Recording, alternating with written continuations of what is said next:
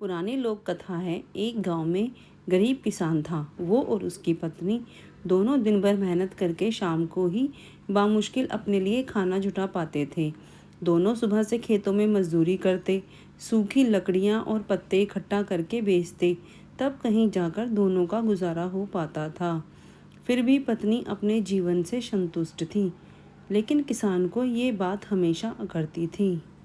उसे अपने दोस्तों और रिश्तेदारों का जीवन देखकर बहुत बुरा लगता था।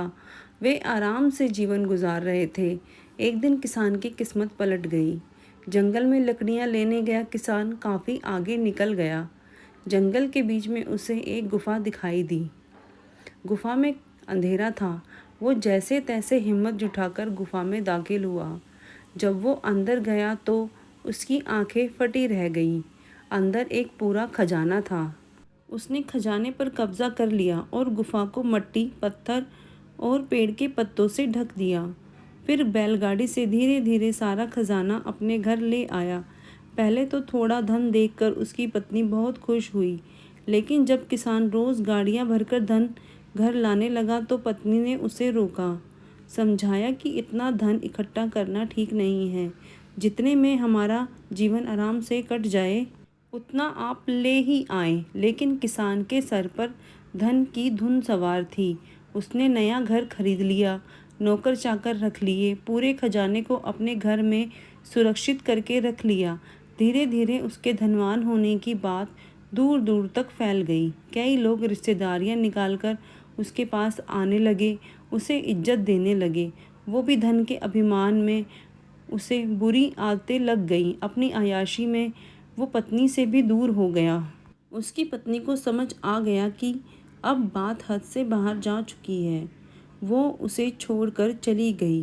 किसान नगर सेठ हो चुका था। उसे उसके जाने का ज़रा भी दुख नहीं हुआ। समय बीतता रहा, उसकी अय्याशियाँ जारी थीं। जब वो एक दिन बीमार हुआ तो उसने पाया कि उसे अपनी हर छोटी बड़ी ज़रूरत के लिए नौकरों पर निर्भर रहना पड़ता है। जब उसकी तबीयत थोड़ी ठीक हुई तो वो नगर घूमने निकला।